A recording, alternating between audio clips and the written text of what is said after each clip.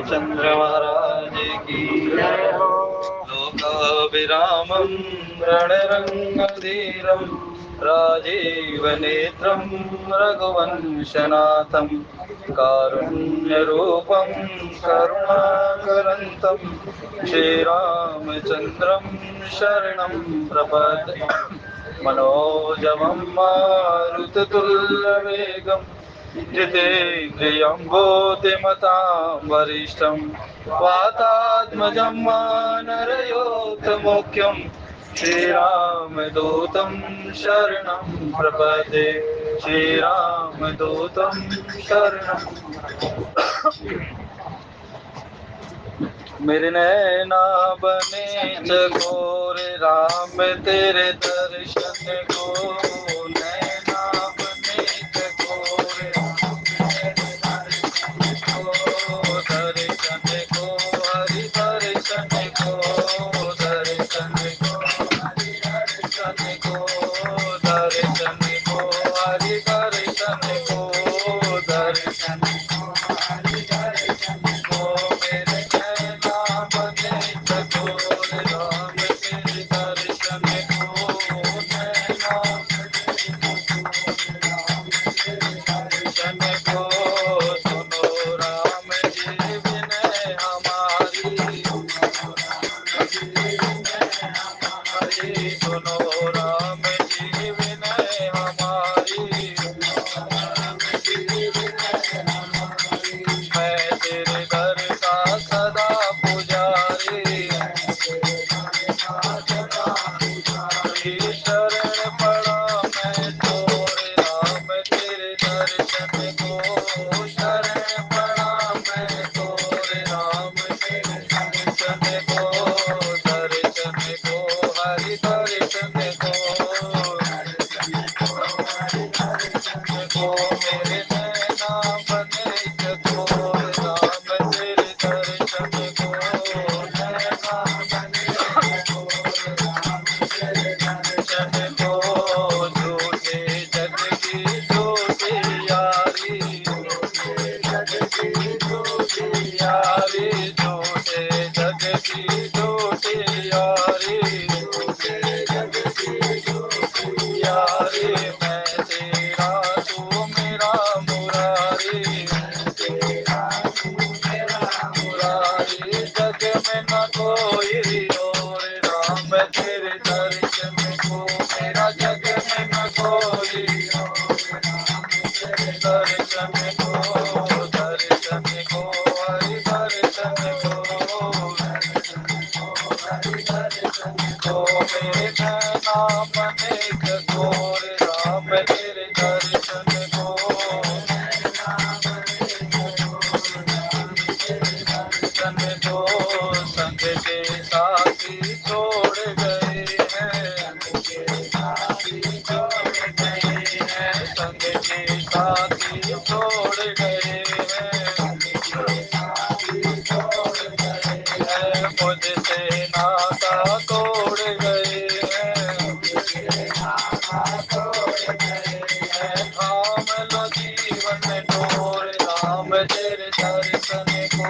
अब थाम लो जीवन डोर राम तेरे दर्शन को। दर्शन को हरि दर्शन को। दर्शन को हरि दर्शन को। मेरे नैना बने चकोर राम तेरे दर्शन को। मेरे नैना बने चकोर राम तेरे दर्शन को। अपने दास को प्रभु अपना लो। अपने दास को प्रभु अपना लो। अपने दास को प्रभु अपना लो। अपने दास को प्रभु अपना लो।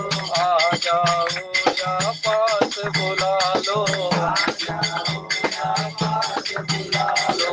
मिट जाए तोर और मोर राम तेरे दर्शन को। मिट जाए तोर और मोर राम तेरे दर्शन को। दर्शन को हरि दर्शन को। हरि दर्शन को। मेरे नैना बने चकोर राम तेरे दर्शन को। नैना बने चकोर राम तेरे तेरे दर्शन को, श्री गुरु चरण सरोज रज निज मन मुकुर सुधार। वरनाम रघुवर विमल यश, जोदायक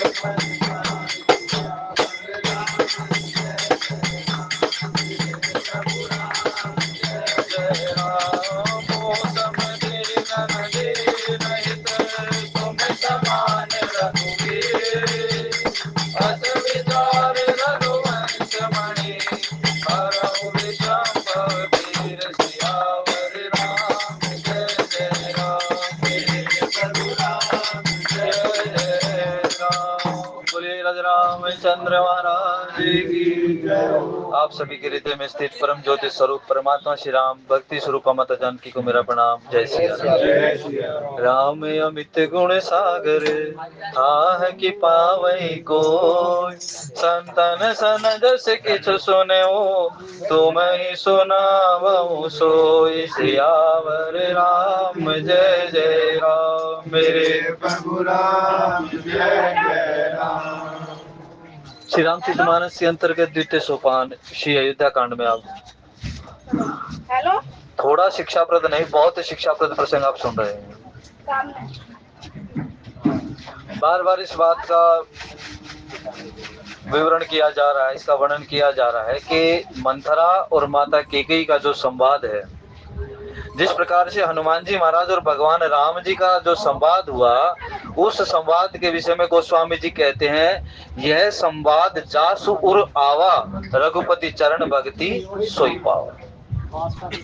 यानी ये राम कथा गोस्वामी जी बार बार जहां जहां जिस जिस पात्र का जो चित्रण करते हैं ना, वहां संवाद कहते हैं गोस्वामी जी।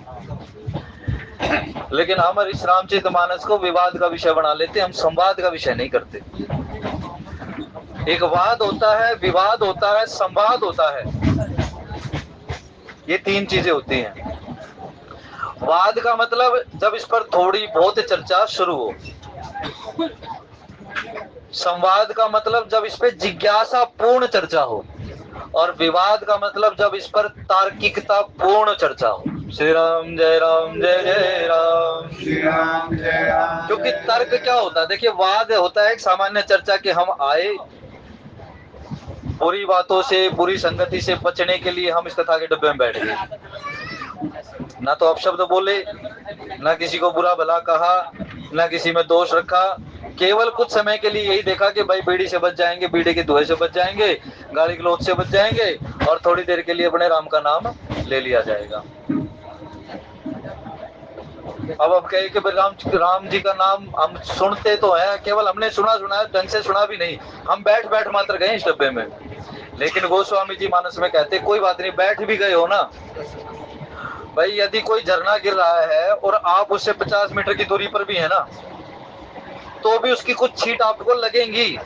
यदि छींट नहीं लगी तो उस जल को छूकर जो वायु का प्रवाह आ रहा होगा वो भी आपको शीतल कर देगा। काक हुई पिक बकऊ मत, नहाने की आवश्यकता नहीं है उसमें, नहाओ मत, केवल उसके सरोवर के तट पर जाकर भी खड़े हो जाओ तो भी शीतलता प्रदान कर देगी। गोस्वामी जी इस मानस को कहते हैं, ये राम कथा तरवर की छाया, भाई दुख दूर निकट जो है, केवल निकट आना है इस कथा के। आपने एक वाद करना है कि भाई हाँ इस बात चलनी है, चर्चा चलनी है मानस के प्रति कि राम की चर्चा चलनी, तो आप निकट आ गए इस कथा के। और जब निकट आ गए ना, तो कुछ ना कुछ बात ऐसी हो जाएगी कि जब आपको ये कथा प्रीति देने वाली हो जाएगी, आपको प्रेम देने वाली हो जाएगी, आपको प्रिय लगने वाली हो जाएगी। श्री राम जय राम, श्री राम जय राम। इसीलिए इस कथा को वाद से सुनो, यानी एक चर्चा के मात्र से सुनो। कोई बात नहीं, इसमें प्रीति है नहीं है, रति है नहीं है, कोई मतलब नहीं, छोड़ दो, जबरदस्ती इसमें प्रीति मत करो, केवल इसके निकट आकर बैठ जाओ बस। आप धूप में चले जा रहे हो, कोई बात नहीं, अब वृक्ष दो ही प्रकार के होते हैं, हरे राम राम राम सीता राम राम राम, हरे राम राम राम। अब वृक्ष दो प्रकार के होते हैं, एक फलदार होता है और एक अफलदार होता है, जिस पर फल नहीं आते। लेकिन कई बार क्या होता है, जो फलदार वृक्ष होता है ना, वो इतनी छाया नहीं देता जितना अफलदारी वृक्ष छाया दे देता है। कीकर देखी होगी ना, बड़ी कोई कोई भारी कीकर हो जाती है और वो फैल भी बहुत ज्यादा जाती है। लेकिन कई ऐसे वृक्ष होते हैं जो फल तो देते हैं लेकिन ऊंचे ऊंचे चलते चले जाते हैं, वो फैलते नहीं है, केवल फल देते हैं। लेकिन कीकर क्या, भले ही फल ना दे लेकिन फैलती तो सही है ना। भले ही इस राम कथा में रति हो ना हो, इस कथा को आप अच्छा मानो या ना मानो, लेकिन इतना तो अच्छा ही मानोगे कि भाई जो इस कथा के डब्बे में बैठते हैं वो बीड़ी और सिगरेट से बचे हुए हैं। श्री राम जय जय राम। इसीलिए तरवर की छाया है भाई, आपको उस तपते हुए रास्ते में चल रहे हो तो कुछ क्षण के लिए आपको शीतलता प्रदान कर देने वाली है, तो इसलिए बैठना चाहिए भाई। घर पर भी जो पूजा करने का विधान है वो इसीलिए है कि दिन भर की आपाधापी से बचता हुआ व्यक्ति कुछ क्षण के लिए तो अपने मन की शांति को भी स्थान दे। दशरथ जी महाराज को बड़ा आनंद मिलता था राम की चर्चा सुनने में, राम को प्रेम करने में, राम की बातें करने में। लेकिन आखिर में क्या हुआ, अफलदारी वृक्ष कौन है? अफलदारी वृक्ष है वो कुटिलता मंथरा रूपी है। भूमि तो एक ही है, वृक्ष तो दोनों उसी में जामेंगे। लेकिन उन्होंने कहा भाई एक तो अच्छे जल से सिंचन किया जाए और एक किसी नाली के जल से सिंचन किया जाए, दोनों से जो फल प्राप्त होगा ना उसके रस में भेद होगा, उसके रस में भिन्नता होगी। इसीलिए जैसे देखो भाई, बिल्कुल इसको स्पष्ट बात से मिले, जो आज एक तो सप्लाई का पानी आता है, बिल्कुल व्यवहारिक रूप से आप इसको चर्चा करें, क्योंकि वाद है ना, चर्चा है ये, तो चर्चा के हिसाब से चलो। एक सप्लाई का पानी आता है, सामान्य रूप से आप उसको पीते हैं, आप उसके आदी हो जाते हैं। लेकिन यदि व्यक्ति वो सप्लाई का पानी छोड़कर आरओ का पानी पीने लग जाता है तो उस व्यक्ति के शरीर में कैंसर की संभावना बढ़ जाती है। और आज का समाज देखे जो आरओ की तरफ बहुत तीव्रता से बढ़ रहा है। इसलिए आरओ का जो पानी है, ये वैज्ञानिक रिपोर्ट बता रहा हूं भाई, जो आरओ का पानी पीते हैं उनमें कैंसर की बीमारी के लक्षण बहुत ज्यादा हो जाते हैं। और दूसरा, तीसरी बात पर चले आप, एक सामान्य पानी हुआ, जल पिया आपने, प्यास बुझ गई, शीतलता आ गई। दूसरा एक आरओ का पानी पिया, उससे प्यास नहीं बुझती, आरओ के पानी से केवल पेट भरता है। अब जो पीते होंगे उनको पता है, केवल आपको पेट भर जाएगा, आपको ये होगा बस अब और नहीं पी सकता। इसलिए आरओ का पानी शरीर के लिए हानिकारक है। लेकिन तीसरे व्यक्ति जो गौमूत्र का पान करते हैं, बीमारियों से भी मुक्ति मिल जाती है भाई, और दूसरा पेट भी रोग मुक्त हो जाता है, पेट नहीं भरता उससे, इसका पान करके देखें। इसलिए ये चीजें, वृक्ष धरती एक ही है लेकिन उसी धरती से फल, वृक्ष का जो फल है ना, परिणाम जो है वो हमें भिन्न भिन्न मिलता है। हमारी संगति एक ही है भाई, हम एक ही स्थान पर बैठते हैं, लेकिन स्थिति क्या होती है, कोई व्यक्ति तो राम के नाम में इतना अनुरक्त हो जाता है और किसी व्यक्ति को बिल्कुल मानस भी पकड़ा दी जाए तो उसका पाठ नहीं कर पाता है। श्री राम जय जय राम, श्री राम जय जय राम। अब दशरथ जी महाराज तो बड़े प्रेम में थे राम जी के, और वहां कहा सुमति कुमति सबके उर रहे। सद्बुद्धि और दुर्बुद्धि प्रत्येक व्यक्ति के जीवन में रहती है। कोई अच्छी बातों को ग्रहण कर लेता है और कोई अच्छी बातों में भी दोष निकाल लेता है। ये एक ही व्यक्ति के अंदर दोनों गुण हैं। कोई तो नकारात्मकता में भी सकारात्मक भाव को देखेगा और कोई सकारात्मकता में भी नकारात्मकता का ही दर्शन करेगा भाई। तो इसीलिए ये आगे जाकर भी विष्णु जी महाराज ने बताया कि सुमति कुमति सबके उर रहनी, नाथ पुराण निगम अस कहनी। कोई सामान्य व्यक्ति कहने वाला नहीं है, ये हमारे वेद शास्त्र, जो हमारे पुराण जो ग्रंथ है, हमारे सदग्रंथ जो है ना, वो इस चीज को बताते हैं कि भाई प्रत्येक व्यक्ति ऐसा है कि वो चाहे तो अच्छा बन सकता है और वो चाहे तो बुरा भी बन सकता है। कोई दूसरा आपको अच्छा नहीं बनाएगा, कोई दूसरा आपको बुरा नहीं बनाएगा। बुरा तो अपने कृत्यों के द्वारा ही व्यक्ति होता है, अच्छा भी व्यक्ति अपने कृत्यों के द्वारा ही होता है। अब क्या कहते हैं, सब है नरेश प्रिया पहि गयऊ, देख ही दशा दुख दारुण भयऊ। सारे समाज को पता है कि राम जी का अभिषेक होने वाला है, राम जी युवराज पद पर अभिषिक्त होने वाले हैं। लेकिन मात्र स्पष्ट रूप से किसको नहीं पता। देखो दशरथ जी महाराज ने किसी एक को तो नहीं बताया, लेकिन समाज को सारे को जोड़ा। रनिवास को तो अलग अलग पता लगा है ना, लेकिन उस रनिवास में एक मंथरा ने जाकर अलग से केकई को समझा दिया। दशरथ जी की जो प्रथम पत्नी कौशल्या जी हैं, वो राम जी को प्रेम करती थी, लेकिन वो स्नेह रूप में करती थी। क्योंकि देखिए आगे जब जनक जी महाराज का जो चरित्र आएगा, जब चित्रकूट में आएगा ना, वर्णन वनवास में आएगा, तो वहां गोस्वामी जी जनक जी महाराज को और कौशल्या जी को ज्ञानी कहेंगे। ये दोनों ज्ञानी हैं। इसीलिए ज्ञानी प्रेम नहीं करता, ज्ञानी स्नेह करता है। श्री राम जय राम जय जय राम, श्री राम जय राम जय जय। ज्ञानी जो व्यक्ति होता है उसके अंदर प्रेम नहीं, जब ज्ञान छूट जाता है तब प्रेम उत्पन्न होता है, वो स्नेह करता है। इसीलिए कौशल्या जी स्नेह करती है। आज राम का वनवास होने वाला है तो कौशल्या का वही स्नेह भरत पर चला जाएगा। नहीं तो प्रेम कैसा था, मणि बिनु फणी जिमी जल बिनु मीना, मम जीवन तिमी तुम ही अधीना। प्रेम किया दशरथ जी महाराज ने राम जी को। जन्म मरण कर फल दशरथ पावा, यानी इस संसार में जीवन पाने का जो श्रेय है, या जो जीवन पाकर जो श्रेष्ठता का भाव है, वो भी दशरथ जी ने प्राप्त किया, क्योंकि राम जी के लिए जिए। राम देत नहीं बनत गोसाई, ये दशरथ जी महाराज का वो प्रेम है कि उनका जीवन इसमें दिख रहा है। लेकिन जैसे ही राम जी का वनवास हुआ और राम जी तो उस घोर जंगल में चलते चले जा रहे हैं, और इधर दशरथ जी महाराज के प्राण उनके शरीर को छोड़ते चले जा रहे हैं। मणि बिनु फणी, जैसे कि सांप की मणि छीन ली जाए ना तो अपने प्राणों को छोड़ देता है। जल बिनु मीणा, और जैसे किसी मछली को यदि जल से बाहर निकाल लिया जाए तो वो अपने प्राण छोड़ देती है। ऐसे ही दशरथ जी महाराज ने कहा, हे महाराज ये प्रेम है कि इस प्रेम में अपना कुछ नहीं है, इस प्रेम में तो केवल और केवल प्रेमास्पद की प्रीति है बस। इसी प्रेम का उद्घाटन कहाँ हुआ? दशरथ जी महाराज तो चले गए, लेकिन भरत के अंदर इस प्रेम को देखा। तुम तो भरत मोर मत एहू, धर देह जनु राम सनेहू। हे भरत जी महाराज, आप इस प्रकार से मुझे देखते हैं जैसे राम जी का जितना भी प्रेम है ना, वो सारा तुम्हारे रूप में शरीर धारण कर यहाँ पर आ गया, ऐसा बताया। तो भाई प्रेम में और स्नेह में भेद जानना चाहिए।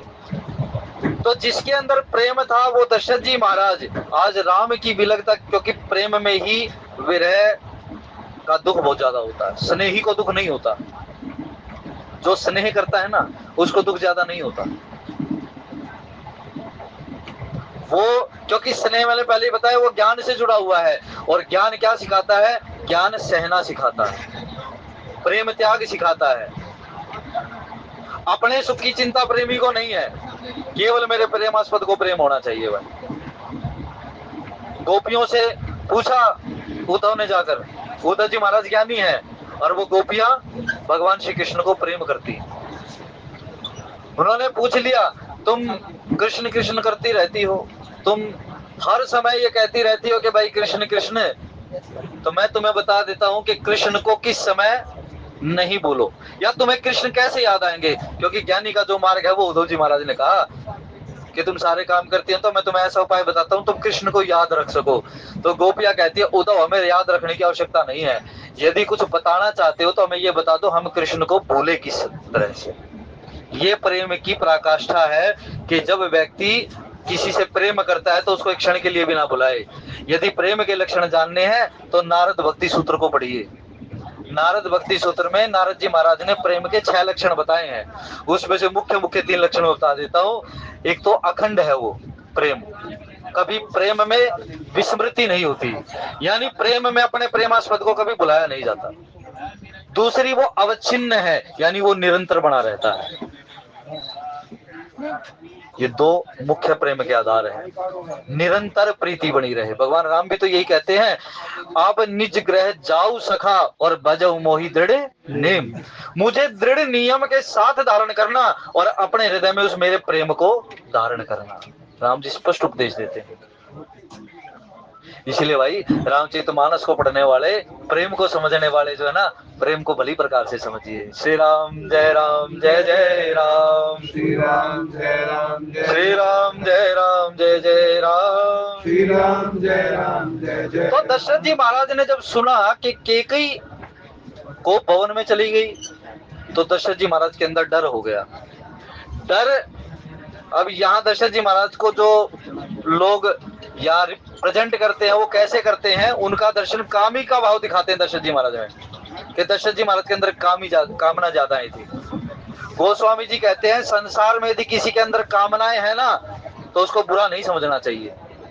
बोले क्यों? जैसे किसी ने पूछा ना एक महात्मा से, बोले मेरा जो ये पुत्र है ना गुड़ बहुत खाता है, तो इसको मना करो कि गुड़ ना खाए। तो उसने कह दिया कि भाई इसको 2 दिन बाद लेकर आना। तो कहते हैं कि 2 दिन बाद आए, तो उसको लेकर आई वो उसकी माता, और 2 दिन बाद आने के बाद उसने कह दिया उस महात्मा ने, बेटा गुड़ मत खाया करो। तो कहती है बात यही इतनी सी बात कहनी थी तो 2 दिन पहले कह देते। बोले 2 दिन पहले तक तो खुद मैं गुड़ खाता था। श्री राम जय राम जय राम, श्री राम जय राम। तो भाई जो प्रेम है ना, प्रेम को समझना है, दशरथ जी महाराज की दशा को समझना है, तो दशरथ जी जैसा प्रेम जीवन में होना चाहिए। दशरथ जी जैसी राम के प्रति दृढ़ निष्ठा होनी चाहिए कि महाराज यदि जीवन है तो मेरा प्रत्येक काम आपके लिए ही हो। दशरथ, और ये ऐसी बात नहीं कि मानस से बाहर की है, दशरथ जी महाराज ने कहा है जब अपनी पूरी प्रजा को बुलाया, जो 5 ही मत लागे ही नहीं का, और वशिष्ठ के पास गए दशरथ जी महाराज, तो कह दिया महाराज अब मैं राम को राज्याभिषेक करना चाहता हूँ। वशिष्ठ जी कहते कर दो। तो बोले क्यों? वैसे कारण बताओ। बोले मैंने हर तरह से अपने पुत्र की परीक्षा कर देख ली है कि मेरे पुत्र के अंदर स्नेह कितना है, मेरे पुत्र के अंदर किसी का परोपकार करने की भावना कितनी है, मेरे पुत्र के अंदर स्वार्थ कितना है, और मेरे पुत्र के अंदर शौर्य कीर्ति कितनी है। मैंने सारी चीजें देख ली हैं। इसीलिए अपनी संतान का परीक्षण करना हो ना, तो भाई उसकी पढ़ाई से नहीं करना चाहिए, उसके संस्कारों से उसका आंकलन करना चाहिए। श्री राम जय राम, श्री राम जय राम। कई बार देखा होगा ऊंचे पद पर जो बैठ जाते हैं ना लोग, भाई कोई हो तुम दे क्षमा करना, लेकिन केवल और केवल संस्कार की और केवल मर्यादा की बात है। कुछ लोग ऐसे होते हैं जो बड़े पदों पर बैठने के पश्चात उस पद की मर्यादा नहीं रख पाते। इसमें संतों का बाणा धारण किए लोग भी आ जाते हैं, इसमें जो एडमिनिस्ट्रेशन में है वो लोग भी आ जाते हैं, और जो सामाजिक रूप से जो व्यापारिक वर्ग है वो भी आ जाता है। कई बार तो घर का बड़ा जो होता है ना वो भी इसका पालन नहीं कर पाता, इसलिए गोस्वामी जी ने छोड़ा किसी को नहीं भाई। मुखिया मुखसो चाहिए, खान पान कहू एक, पाले पोषई सकल अंग, तुलसी सहित विवेक। इसीलिए जो जितना बड़ा होता चला जाए उसमें विवेक उतना बढ़ता चला जाना चाहिए। श्री राम जय राम, श्री राम जय राम। तो मानस हमें ये सिखाती है।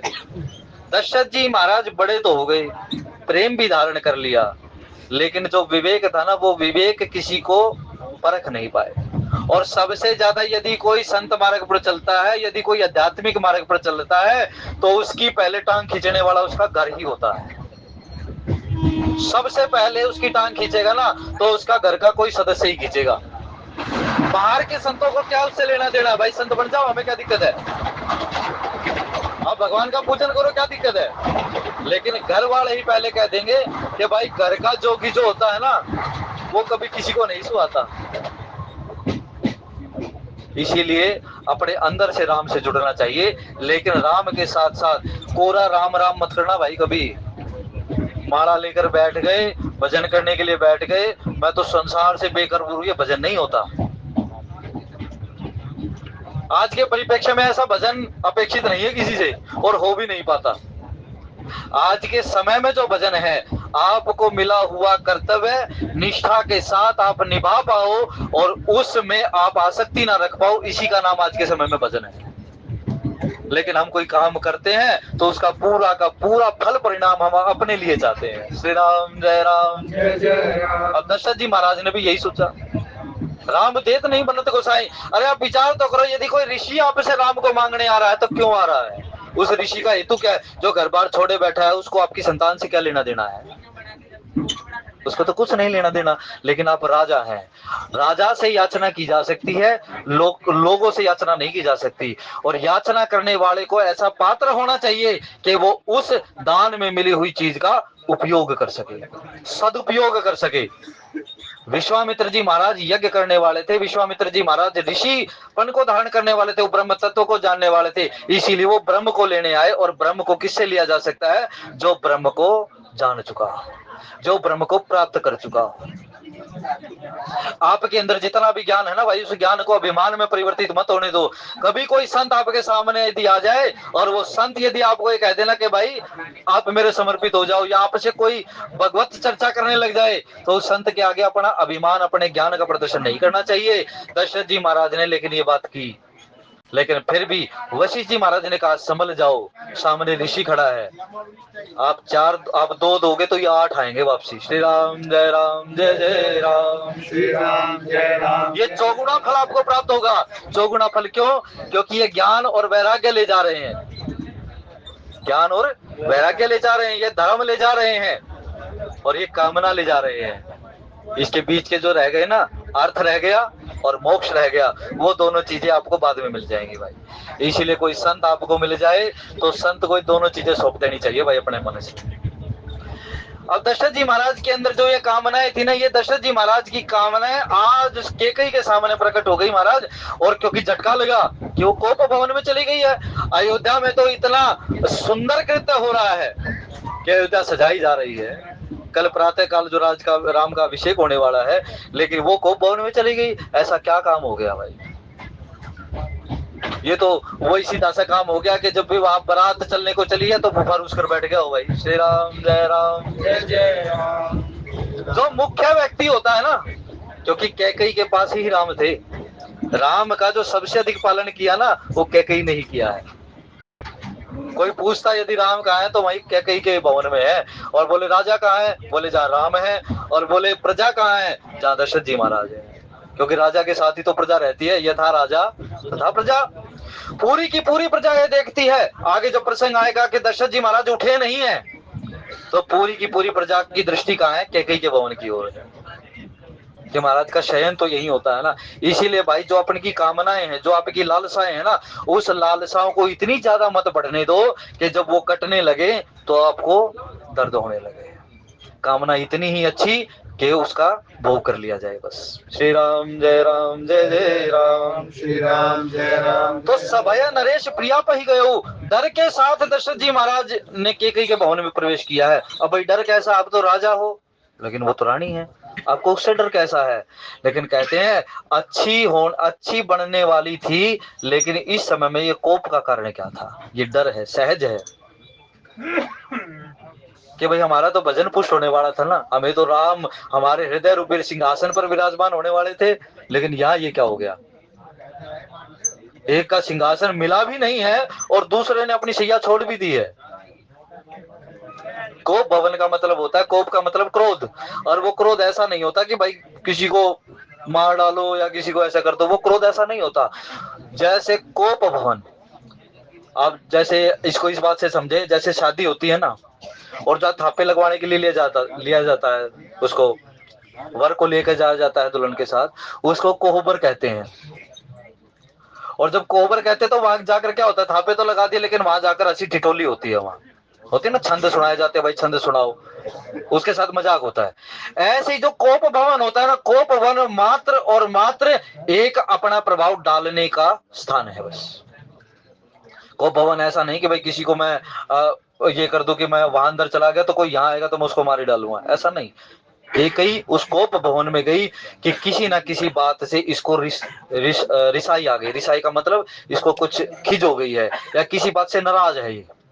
या हो सकता है दशरथ जी महाराज ने विचार किया कि ये हो सकता है कि मैंने पूरी की पूरी प्रजा को बता तो दिया, लेकिन समाज समझता है कि कैकई मेरी प्रिय रानी है, तो कैकई समझती हो कि सबसे पहले मुझे इसका भाई सूचना दी जानी चाहिए थी।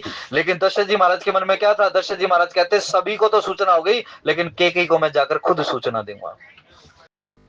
कुछ लोग जिसे हम आमंत्रण निमंत्रण देने जाते हैं तो हम क्या सोचते हैं? भाई कार्ड बांटने चले जाना। लेकिन एक आधे आदमी को हम ऐसे कहते हैं कि भाई कार्ड तो तेरे पास है, तू आ जाएगा, कोई बात नहीं, छोड़ देना, उसको खुद जाकर मैं काट देकर आऊंगा।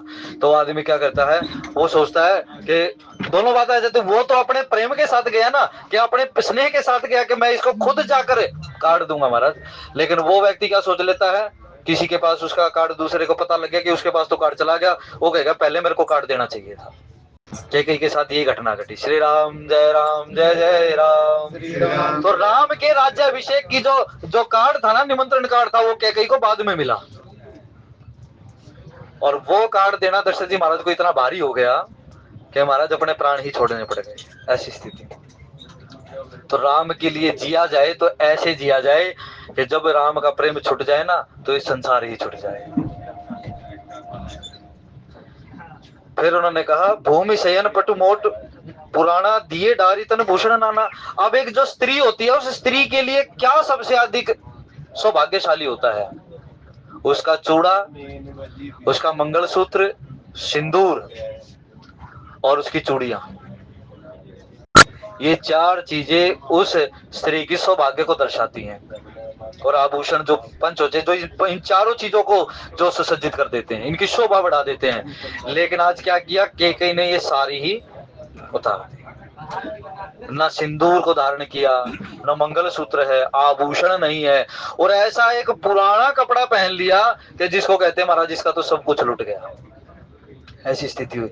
भावी गोस्वामी जी कहते हैं, तुलसी जैसी भवतव्यता जो होनी होती है ना भाई, जो इस संसार में घटना होता है किसी के साथ, वो रहता तो घटकर ही है, उसको कोई नहीं बदल सकता।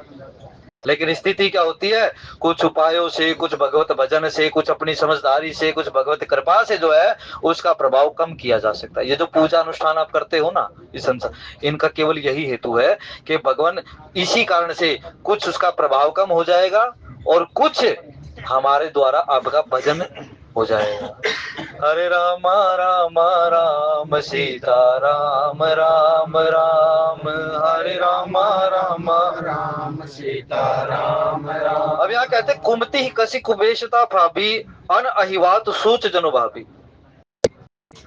कहते उस दुर्बुद्धि यानी कुमति ही कसी कुबेशता भाभी, उस दुर्बुद्धता को यानी उस कुमति को धारण किए हुए उस कैकेयी की वो दशा कैसी वहां शोभा पा रही है। अन अहिवातु, जैसे मान लीजिए इसका तो सुहाग ही चला गया हो, ऐसी स्थिति हो गई महाराज। क्योंकि जब स्त्री अपने इन चिन्हों को उतार देती है तो उसी दिन से गृहस्थ के उल्टे दिन शुरू हो जाते हैं, ये ध्यान रखना। आजकल क्या होता है, जो सिंदूर होता है ना, आप एक विचार करें, जब विवाह होता है तो उसमें क्या होता है, उस लड़के के द्वारा, उस वर के द्वारा, उस विष्णु रूप को धारण किए हुए वर के द्वारा जो मांग भरी जाती है लड़की की, यहां से लेकर जो आपकी शिखा तक का जो स्थान है, इसको पूरी मांग कहते हैं। एक तो सिंदूर से भरी जाती है अंगूठी के द्वारा, और कहीं कहीं होता है 5 उंगलियों से सिंदूर मांग भरी जाती है। शास्त्रीय वेदांत में 5 उंगलियों के द्वारा मांग भरी जाती है। लेकिन आज स्त्रियां क्या करती हैं, बाजार में बिकने वाला जो लिक्विड सिंदूर है ना, वो लेकर आती हैं और उसको भी पूरी मांग में नहीं लगा पाते महाराज। उसको भी बड़ा छोटा सा चिन्ह होता है कि मात्र दिख जाए कि हाँ भाई अपना सौभाग्य तो अपने आप ही घटा रहे हो।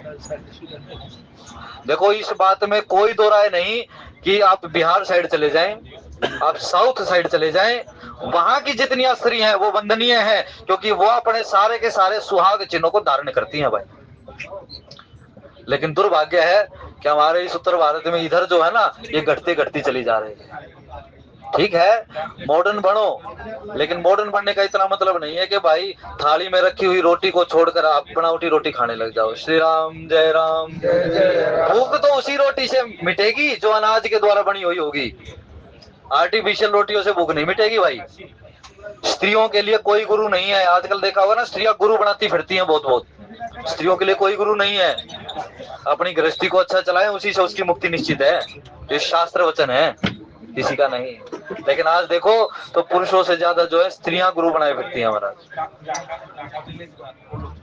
और मंथरा को गुरु बनाया कैकेयी ने, और ऐसा कुटिल गुरु मिल गया उसको।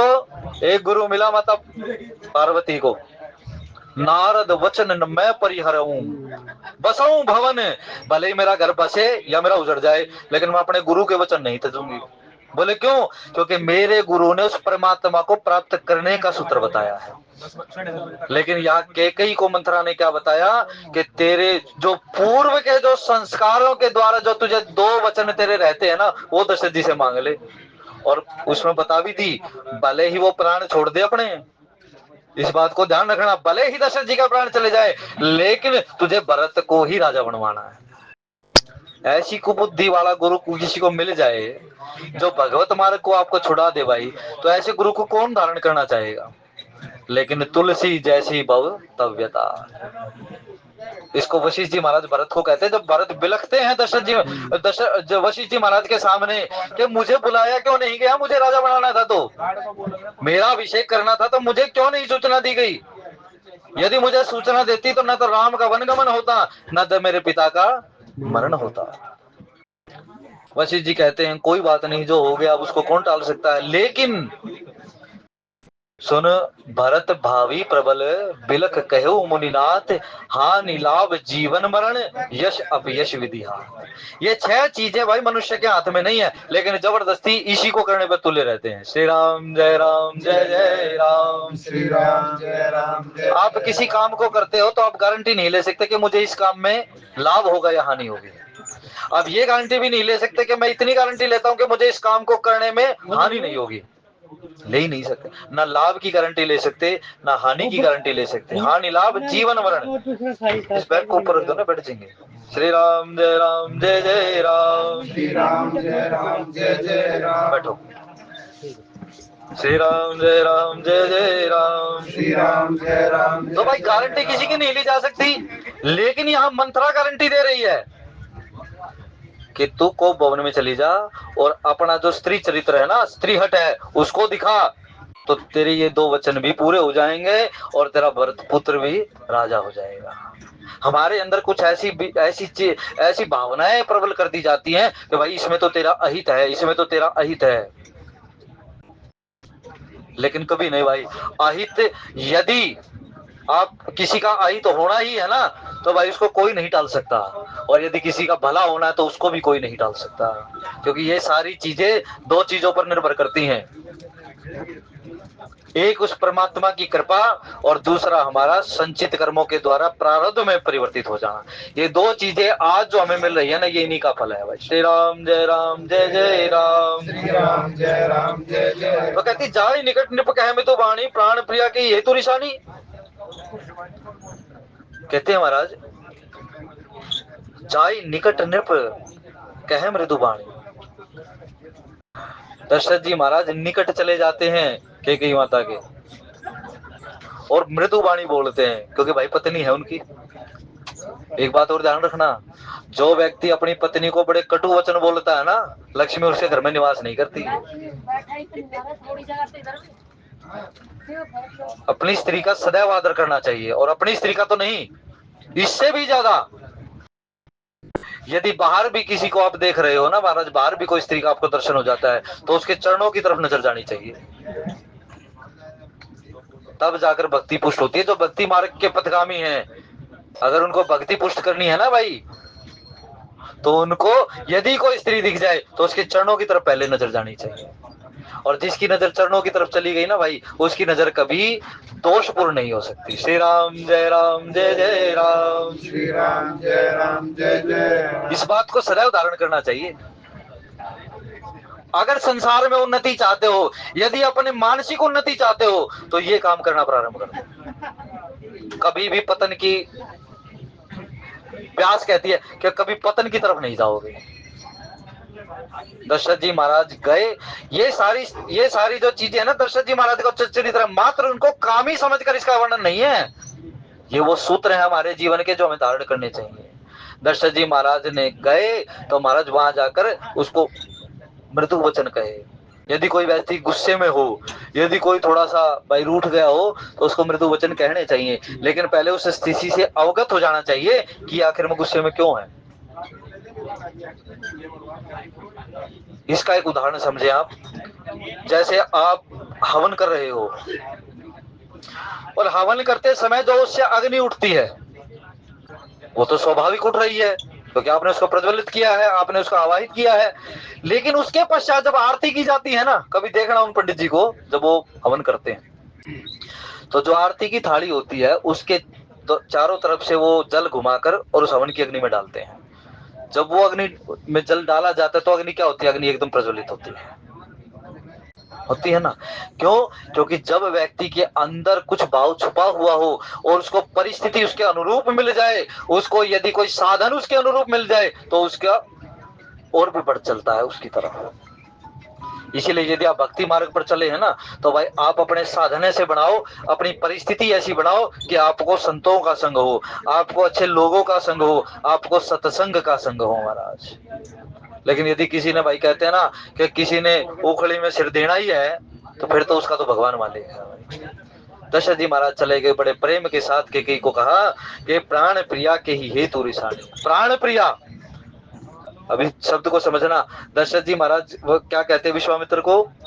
राम देत नहीं बनत गोसाई है महाराज, राम को देते हुए नहीं बनता बस। क्यों? क्योंकि मुझे ये चारों के चारों जो मेरे पुत्र है ना, ये मुझे प्राणों से भी ज्यादा प्रिय है। छुपाई मेरे को याद नहीं, अर्धाली में लिखा है ये। हाँ, सब सुत प्रिय मोहि प्राण खिनाई। मुझे चारों के चारों पुत्र है ना, ये अपने प्राणों के समान प्रिय है। और यहाँ लेकिन उनमें से भी सबसे ज्यादा, क्योंकि हमारे पंच प्राण होते हैं हमारे शरीर में जो हमें जीवन धारण करवाते हैं, उन पंच प्राणों के 5 उप प्राण होते हैं और फिर उनका मुख्य प्राण होता है। ये 11 प्राणों से हमारा शरीर चलायमान होता है। जब आप आसन प्राणायाम करते हो ना, तब इन्हीं का साधन किया जाता है भाई, और किसी का साधन नहीं होता। तब दशरथ जी महाराज ने कहा प्राण प्रिय के ही हेतु रिसानी, मेरे प्राणों से भी ज्यादा प्रिय हो। यानी आज जब राम से ऊपर आपको संसार प्रिय लगने लग जाए, आप राम को प्रसन्न ना करके अब संसार को प्रसन्न करने का प्रयास करें। आप देख ले कि संसार, राम को तो हमने पता ही नहीं, हम तो सोचते ही नहीं कि भाई राम प्रसन्न है। हम तो क्या कहते हैं, हमें अच्छा कुछ मिल जाता है तो हम कहते हैं भाई मेरा पुरुषार्थ है। लेकिन जब हमें कुछ बुरा मिल जाता है तो फिर हम कहते हैं पता नहीं उस परमात्मा का क्या बिगाड़ा था भाई। यानी भगवान तो हमारे लिए कभी अच्छा है ही नहीं। अगर अच्छा हुआ तो हमने किया, बुरा हुआ तो उसने किया। लेकिन या मानस कहती है कि काल ही कर्म ही ईश्वर ही मिथ्या दोष लगाई। कुछ व्यक्ति भाई समाज को मिथ्या दोष देते हैं कि समाज ऐसा बिगड़ता चला जा रहा है, समाज ऐसा। भाई समाज को बिगाड़ने वाला कौन है? समाज में रहने वाला कौन है? आप भी तो समाज में ही रहते हो। यदि समाज बिगड़ रहा है तो समाज को उस बिगड़ने में आपकी भी तो भागीदारी है। आप इसका उत्तरदायित्व क्यों नहीं लेते हो? लेकिन काल ही कर्म ईश्वर ही। कुछ लोग कहते हैं कलयुग का समय है तो समाज बिगड़ेगा ही बिगड़ेगा। लेकिन आपका क्या फल हुआ भाई? आपको जो देह धारण की गई, आपने समाज को सुधारने के लिए किया क्या है? आपने क्या अच्छा काम किया है? कम से कम इतनी तो संतुष्टि लेकर जाओ इस संसार से कि हाँ परमात्मा, क्या आपने मुझे शरीर धारण करवाया ना, तो मैंने शरीर का सदुपयोग संसार की उन्नति के लिए किया है, आपके संसार की सुंदरता बढ़ाने के लिए किया है। यहाँ कहते हैं इस संसार को केवल परमात्मा स्वरूप जानकर यदि भाव रखोगे तो उत्तम है। लेकिन यदि संसार को आप अपना मानकर कि भाई मैं इस संसार को प्रसन्न कर लूं और मैं इसके लिए काम करूं, तो कभी कर नहीं पाओगे।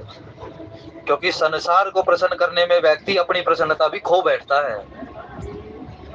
आप एक बिल्कुल सामान्य सी बात धारण करके चलो, कोई व्यक्ति के घर में 5 लोग हैं, उन 5 लोगों में से यदि वो एक व्यक्ति प्रसन्न करना चाहे, क्या वो 5 व्यक्तियों को प्रसन्न कर सकता है? एक व्यक्ति तो हमेशा उससे दुखी रहेगा। आज वो दुखी हो गया तो कल को दूसरा दुखी हो जाएगा। क्यों? इसीलिए क्योंकि सभी की जो मनोभावनाएं होती हैं, सभी की जो अंतर कामनाएं होती है, वो अपने स्वार्थ से जुड़ी हुई होती है, दूसरे का कोई नहीं सोचता। लेकिन उन्होंने कहा इसीलिए जब आप राम को प्रसन्न करना चाहते हो ना भाई, तो राम को संसार में देखकर प्रसन्न करो। अब उन्होंने कहा दशरथ जी महाराज के लिए राम नहीं, यहाँ कैकेयी यानी संसार, यानी वो कामनाएं मुख्य हो गई कि मैं देखूं तो सही वो नाराज क्यों है संसार को नाराज करने में। अब ब्याह हो और वो फुफा रूस कर बैठ जाए तो एक व्यक्ति से उसको तो मनाने के लिए चले जाएगा, वहां बारात भी लेट हो जाएगी कि वो आए तो बारात चले महाराज। एक व्यक्ति के रूस जाने से संसार में, आप भक्ति मार्ग पर चलने वाले हो, यदि एक भी इंद्री के वश में यदि आप चले गए, किसी रास्ता भटके, तो महाराज वो सारा साधन चौपट हो जाता है। एक भी मार्ग एक भी इंद्रिय यदि आपको दूसरे भाव में ले गई तो, यदि आप एक भी विषय के वश में हो गए। लेकिन यहाँ दशरथ जी महाराज उस स्नेह राम का जो प्रेम था, उस राम के प्रेम से आज यहाँ संसार के स्नेह में निमग्न हो गए। पूछते हैं किस लिए भाई रूठ गई हो? फिर वहां बार बार समझाती है, और बार बार कह राऊ सुमुख सुलोचनी पिक बचनी, कारण मोहि सुनाऊ गज गामिनी निज कोपक। अब यहाँ जितने ये शब्द दिए गए, इन शब्दों का भी बड़ा महत्वपूर्ण भाई अर्थ है। हम इनको एक लौकिक सुंदरता का दर्शन करने वाले शब्द कहते हैं इसको, कि पिक बहनी बड़ी सुंदर बोलने वाली, जिसको तोती कहा जाता ना, पिक बहनी कोयल बड़ी सुंदर बोलती है। हम कहेंगे कि तो कह रहे हैं कि के बड़ी सुंदर बोलने वाली थी। गजगामिनी, जो हाथी के समान मद मत चाल चलने वाली हो। जो स्त्रियों के लक्षण बताए गए, 32 प्रकार के लक्षण हैं स्त्रियों के, 32 प्रकार का स्त्रियों का स्वभाव होता है। अब उन्होंने कहा उनमें से एक हस्तिनी नाम की जो स्त्री होती है, उसका वर्णन यहाँ कहते हैं कुछ लोग। लेकिन उन्होंने कहा महाराज अब यहाँ इसको लौकिक दृष्टि से लोग ले चलते हैं कि यहाँ तो शारीरिक सुंदरता का दर्शन किया गया, लेकिन ये शारीरिक सुंदरता नहीं है भाई। इस महत्वपूर्ण प्रसंग को जो समझना चाहता हो, इसको गुरु के आश्रम में बैठकर समझना चाहिए, और अपनी बुद्धि को, तर्क को छोड़कर तब कहीं जाकर समझ में आएगी। तो कहते बार बार कह रहा हूं, दशरथ जी महाराज बार बार कहते हैं भाई, बार बार कहते हैं, एक बार नहीं बार बार कहते हैं कि हे कैकेयी, सुमुखी सुलोचनी और पिक बचनी। सुमुखी का मतलब क्या है? जो सुंदर मुख वाली हो। और सुंदर मुख किसका है? यहाँ आगे बता देंगे इस बात को कि सुंदर मुख कौन धारण करती है। सुंदर मुख उसका होता है भाई जिससे संसार का हित करने वाली बातें निर्गत होती हो। संसार का हित करने वाली कोई बात बोलता हो जिस मुख से, वो सुंदर मुख होता है। मुखाकृति जो होती है ना, 4 प्रकार की होती है।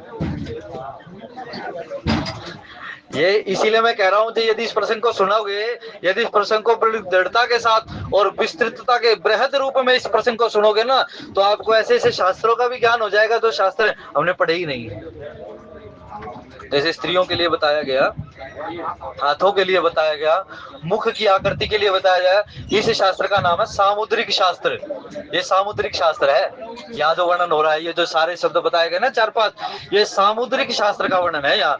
इसलिए गोस्वामी जी ने छोड़ा किसी को नहीं है भाई, कोई शास्त्र नहीं छोड़ा। सार अंश सम्मत सब ही की, इसलिए उसको समझिए। तो गोस्वामी जी कहते हैं कि सुमुखी, आप अच्छा मुख है आपका, आप अच्छे मुख से, क्योंकि अभी तक आप राम का ही वर्णन करती थी, आप राम का ही प्रेम बखान करती थी। सुलोचनी, आप सुंदर नेत्रों वाली है। सुंदर नेत्र वही है जो अच्छा ही अच्छा देखते हो। यार इसका और आध्यात्मिक गहरा भाव है, वो यदि हम उस पर चर्चा करेंगे तो फिर आगे भाव नहीं हो पाएगा। लेकिन इस पर फिर कभी चर्चा और जो प्रसंगवश होगी जो। लेकिन इसमें कहा सुंदर मुख वाली, जो सुंदर वचनों को बोलने वाली है। और फिर कहती है महाराज कि सुंदर मुख का मतलब जैसे कृष्ण का मतलब है ना, कृष्ण कहते हैं हम, कृष्ण कौन है और राम कौन है? कृष्ण का मतलब है जो अपनी तरफ आकर्षण करता हो, उसका नाम है कृष्ण। और जो अपने अंदर हमें समा लेता हो, हमारी रति अपने अंदर कर लेता हो, उसका नाम है राम। रमनते योगिनो अनंते सत्यानंदे चिदात्मनि। ऐसा जिसमें योगी लोग रमण करते हैं, उसका नाम राम है। और जो जीवों के चित्त का आकर्षण कर लेता है, उसका नाम कृष्ण है।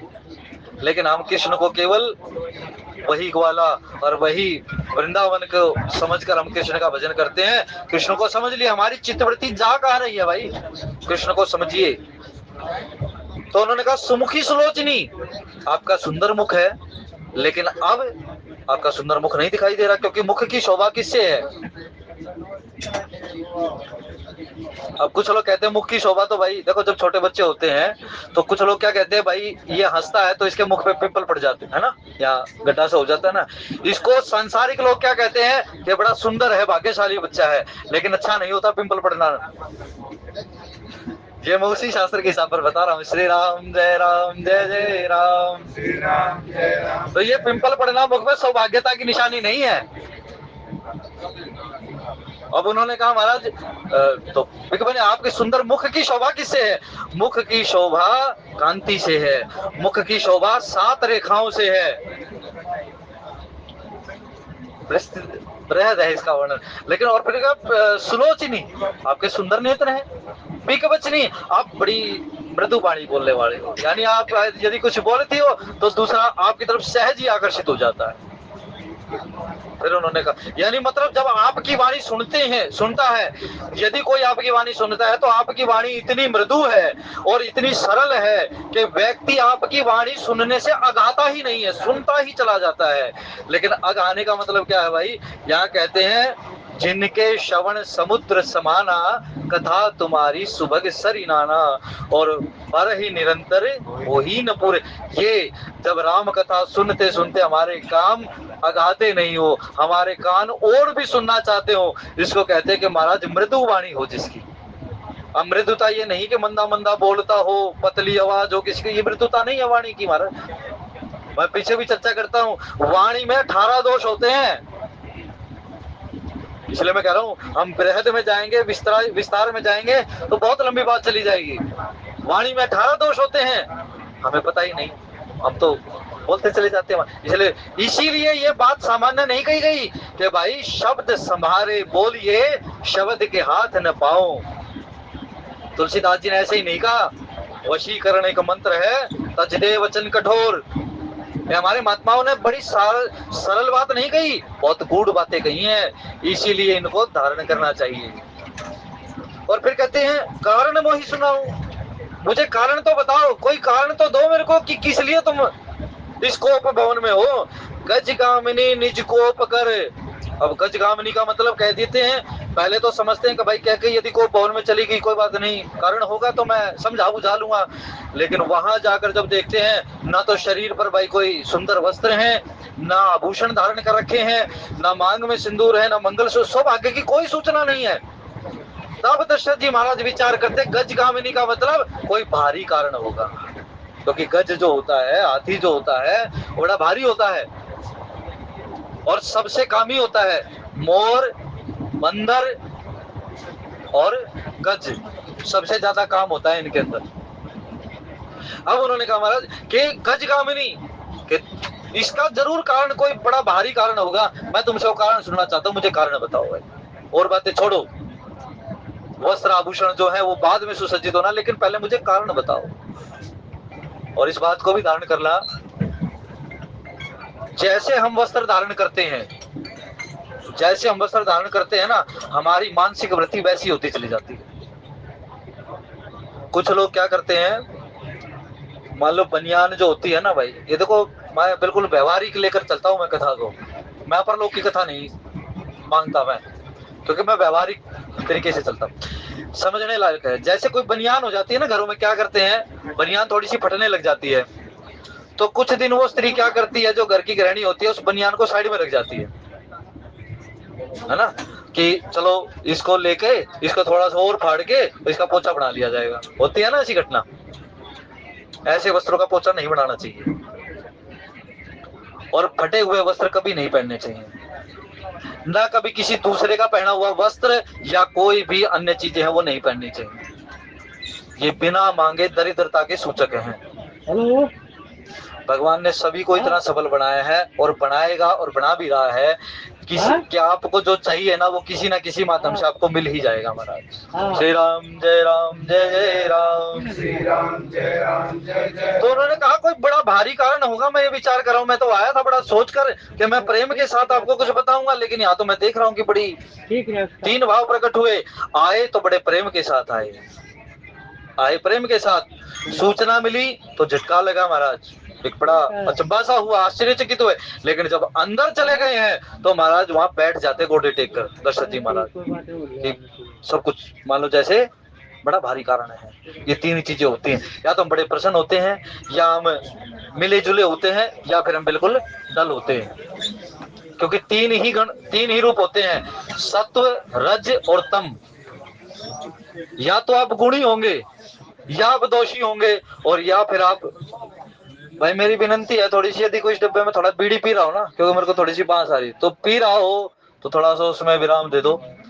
श्री राम जय जय राम। श्री राम जय जय राम। तो ऐसी स्थिति उन्होंने कहा कि मुझे कारण, बड़ा भारी कारण जो आपका है ना, वो मुझे समझा कर कहो। थोड़ी देर खिड़की खोलो।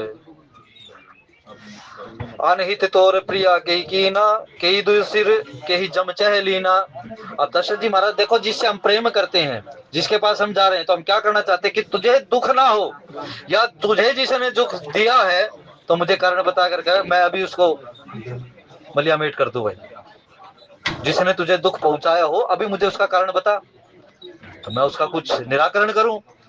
लेकिन भाई जो कुटिल, जिसके अंदर कुटिलता हो गई हो, जिसके अंदर कुबुद्धि ने घर कर लिया हो ना, वो व्यक्ति अपने आप को छुपा लेता है। ठीक ऐसे ही जैसे कछुआ होता है ना, हालांकि गीता में कछुए की संज्ञा जो है दूसरे कारण से दी गई है कि अपनी इंद्रियों को इस प्रकार से समेट लीजिए जैसे कछुआ अपने अंगों को समेट लेता है। किसी भावी आने वाली संभावना या दुर्घटना की संभावना को देखकर वो अपने अंगों को समेट लेता है ना, किसी की आहट सुनकर। ऐसे यदि भक्ति मार्ग पर चल रहे हो, तो यदि आपको कोई विपरीत भाव दिख रहा है तो अपनी इंद्रियों को समेट लो वहां। लेकिन यहाँ इस पर बताया गया, ऐसे ही भाव उस कुटिल व्यक्ति का होता है जो आपको बड़ा समझा बुझा करके तो कहेगा, लेकिन जब आप उससे कुछ और पूछना चाहोगे ना, तो वो उस बात को आई गई कर देगा। कोई बात नहीं, बाद में बताएंगे, ऐसा कुछ नहीं है वैसा। लेकिन इसीलिए किसी बात पर आपको सोच विचार कर कर ही उसका परिणाम ज्ञात होना चाहिए। कि ही दो सिर, किसके दो सिर हैं, यानी किसकी मति ऐसी हो गई है जो आज तक तो भली थी, लेकिन आज उसकी मति में दुर्बुद्धि उत्पन्न हो गई है। भाई जिसके साथ हैं, बैठे हुए हैं, वही तो कह सकते हैं। कहू के ही रंग ही करो नरेशु, किसको मैं राजा बना दूं और किसको मैं रंक बना दूं, ये बताओ। क्या कोई है इस संसार में किसी को राजा और रंक बना देने वाला? कोई नहीं है भाई, संसार में बना ही नहीं सकता, कितना भी किसी को दान दे लो। एक फल की कथा आती है ना, कि राजा ने को फल, अपनी रानी को फल दिया, रानी ने सेनापति को फल दिया, सेनापति ने नर्तकी को फल दिया, नर्तकी ने चपरासी को फल दिया, और उस चपरासी ने जाकर राजा के लिए ये बहुमूल्य है राजा को प्रदान कर दी, यानी राजा की चीज राजा के पास आ गई। ऐसे ही भाई प्रयास परमात्मा से ये तो ये तो जरूर मांगो कि परमात्मा मुझे इतना समर्थ बना कि मैं भी भूखा ना रहूं, साधु ना भूखा जाए। लेकिन उसमें ये भी बात रखो कि महाराज मैं अनर्थक या बिल्कुल निरर्थक इसका प्रदर्शन ना करता फिरूं, ये बात होनी चाहिए। तो यहाँ महाराज क्या हुआ, ये पढ़ाई इतनी सिखाई गई मंथरा के द्वारा, माता कैकेयी को इतनी सीख दी गई, इतना पढ़ाया गया है कि मंथरा तो चली जाती है बीज बोकर, और यहाँ आज माता कैकेयी जो है उस दुर्बुद्धि के कारण आज दशरथ जी महाराज पर ही सबसे पहले आघात करती है। आगे इसके भाव क्या होते हैं अगले आने वाले श्रेष्ठ वक्ताओं के द्वारा सुनकर पाएंगे। आज की कथा के भाव भगवान शंकर, मां पार्वती, हनुमान जी महाराज और सतगुरुदेव महाराज के चरणों में समर्पित करते हुए बोले सियावर रामचंद्र भगवान की।